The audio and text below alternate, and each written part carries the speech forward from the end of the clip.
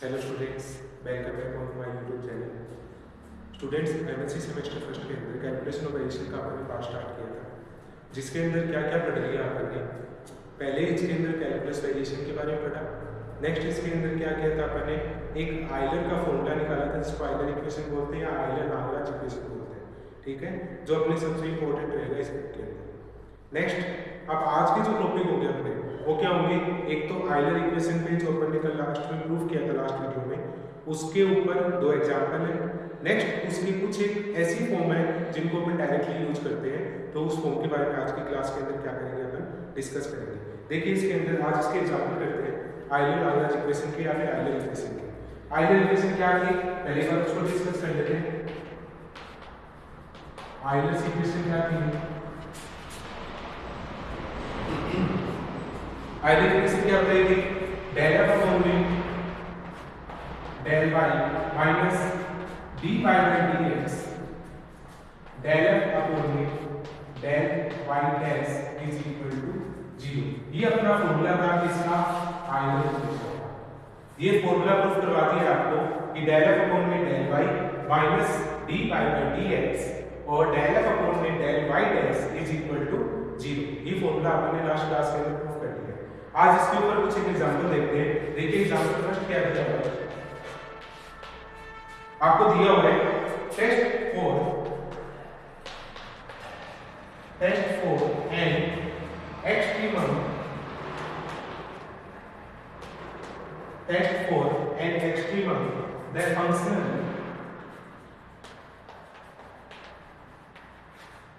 The functional दिया हुआ है I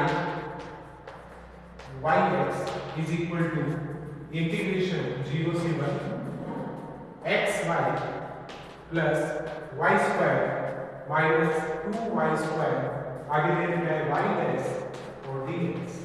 इसके साथ कंडीशन दे रखी है कि y 0 पे तो 1 है और y 1 के ऊपर क्या है आपके पास, ये दिया हुआ, ठीक है।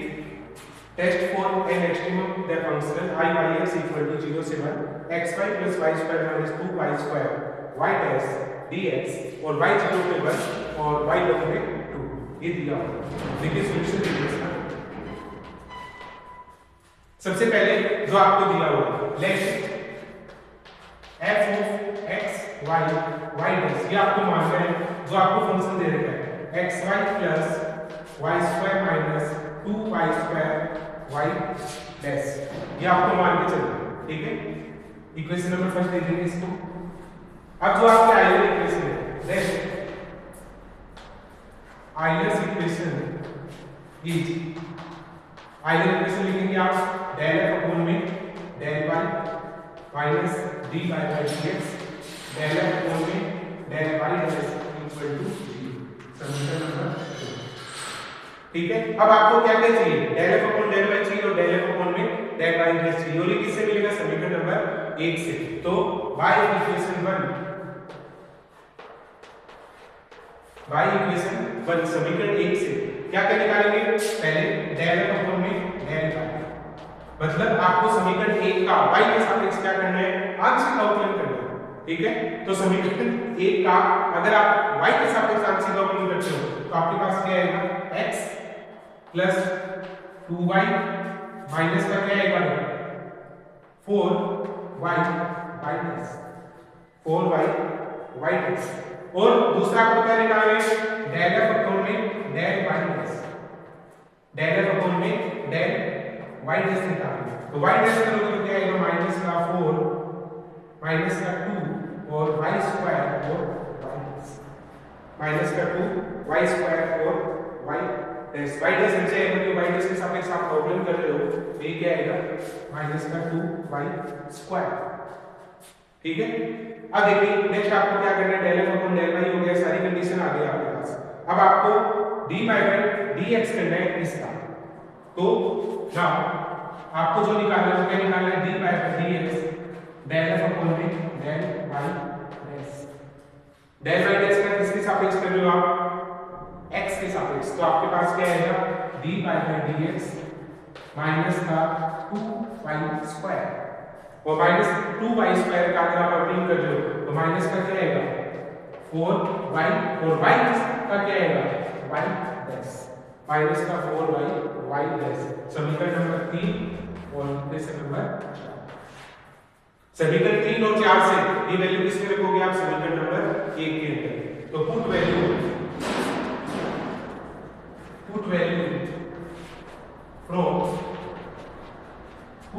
from 3 4 in 1 put value from 3 4 इन 1 में रखोगे डेल अपॉन डेल y की वैल्यू आपके पास है x प्लस 2y माइनस का 4y y डैश और ये वैल्यू आप माइनस में रखोगे तो ये प्लस की हो जाएगी प्लस का 4y y डैश और इज इक्वल टू क्या है 0। आपस में कैंसिल होने के बाद क्या बचेगा x plus 2y is equal to आपके पास क्या आएगा 0 और x की वैल्यू या y की वैल्यू निकालो y की वैल्यू आपके पास आएगी माइनस का x बाय 2 समीकरण नंबर 5। समीकरण नंबर 5 y की वैल्यू आपके पास क्या आ गई x बाय 2। अब क्या करोगे देखो यहां तक का काम हो गया आपके आइडियल इक्वेशन तक का काम हो चुका है। अब आपको क्या करना है जो आपकी इनिशियल कंडीशन इसके ऊपर दे रखी है उसका यूज करना है। देखिए कैसे करेंगे।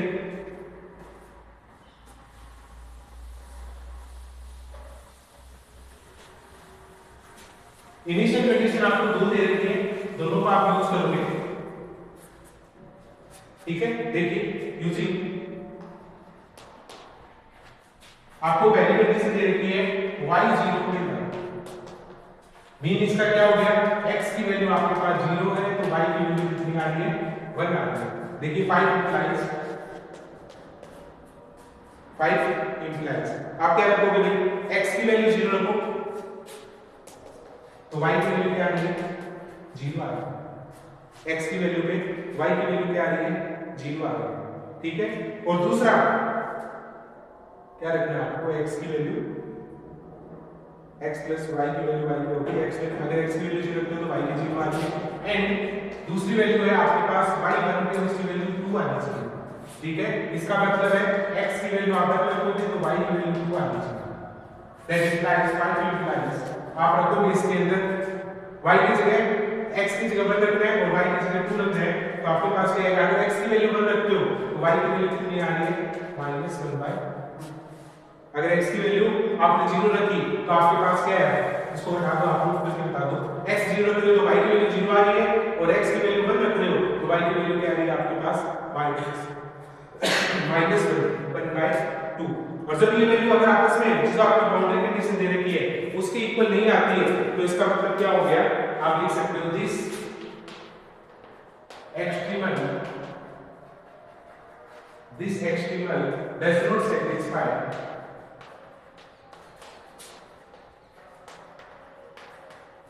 satisfy बाउंड्री कंडीशन जो आपको कंडीशन दे रखी है। बाउंड्री कंडीशन क्या थी y 0 पे तो 1 आना चाहिए और y 1 पे क्या आना चाहिए 2 आना चाहिए लेकिन आपके पास क्या है ये चीज नहीं है तो hence there is no hence there is no उसकी कोई एक्सट्रीमल आपके पास नहीं है। अगर ये बाउंड्री कंडीशन को सेटिस्फाइड करता तो ये इसके एक्सट्रीमल होते और अदरवाइज नहीं होते। आइडियल इक्वेशन रखनी है f मानना है f मान के आपको इसके आउटलाइन करने आउटलाइन करके आपको फंक्शन बनाना है जो y बराबर है -x/2। अगर आपको बाउंड्री कंडीशन दे रखी है तो आपको प्रूफ करना है कि बाउंड्री कंडीशन के बराबर ही आपका क्वेश्चन आना चाहिए। नेक्स्ट देखिए example number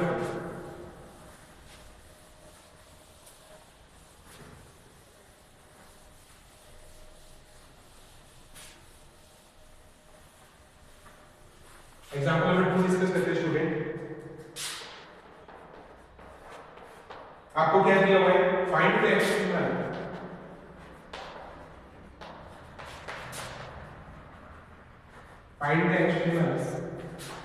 of the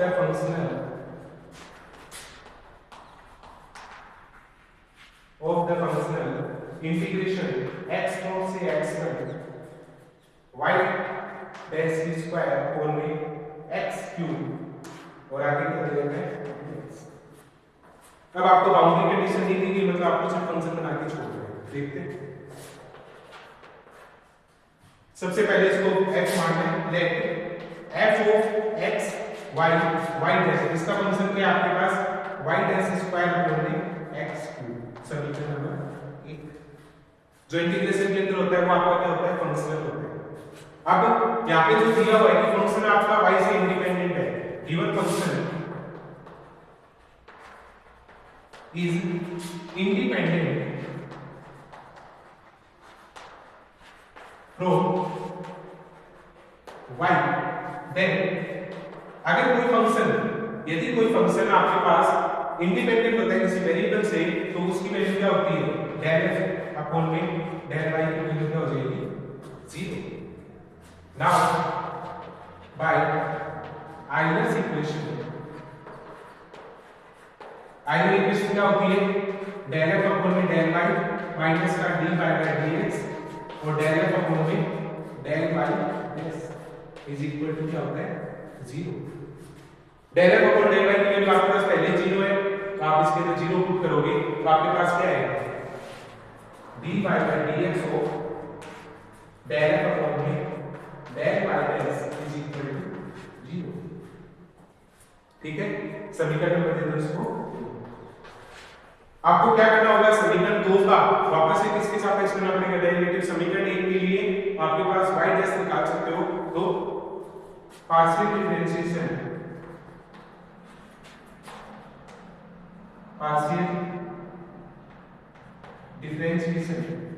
with respect to y dash को समीकरण 1 का आपके पास डिफरेंशिएशन करना पड़ेगा, वो पार्शियल किसके सापेक्ष, y डैश के करोगे, डेल f अपॉन में del y dash is equal to del of del y dash, इसका करना है y डैश की स्क्वायर अपॉन में x क्यूब।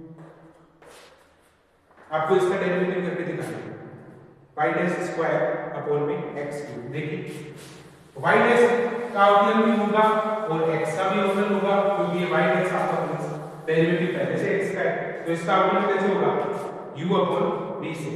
कीजिए, देखते क्या क्या आता है।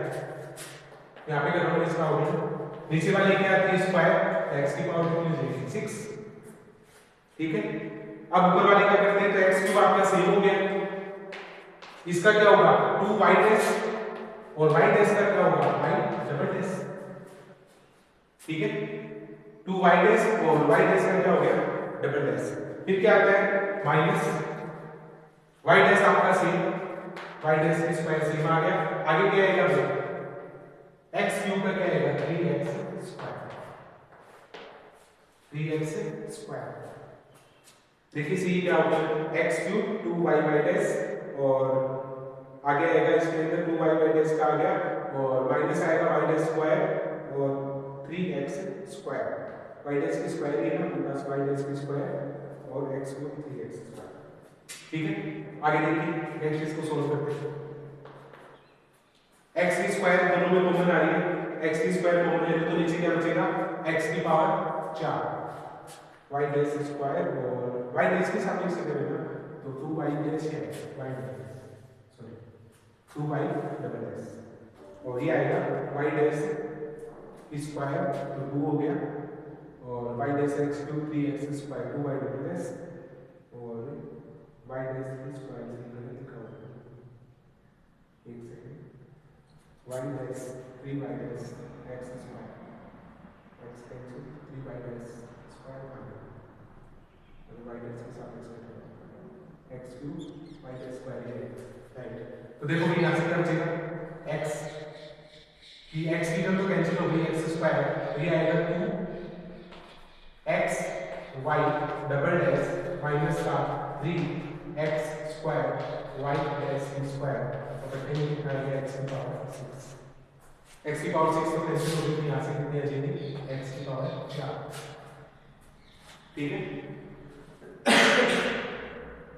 देखिए स्टूडेंट्स इसके अंदर जब इसको सोल्व करोगे ना पूरा तो आपके पास ऐसा आएगा 2 अपॉन में x की पावर 4 और xy डबल डैश माइनस का 3y डैश, क्योंकि x स्क्वायर यहां से कैंसिल हो जाएगा पूरा।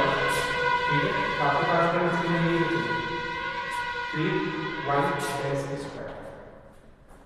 ठीक है, ये आपके पास टर्म्स आएंगे इसके अंदर लास्ट। अब देखिए आगे इसके अंदर करते हैं इसको सोल्व। ये वैल्यू कहां पे रखनी पड़ेगी आपको, इक्वेशन नंबर 2 के अंदर। तो इक्वेशन 2 इंप्लाइज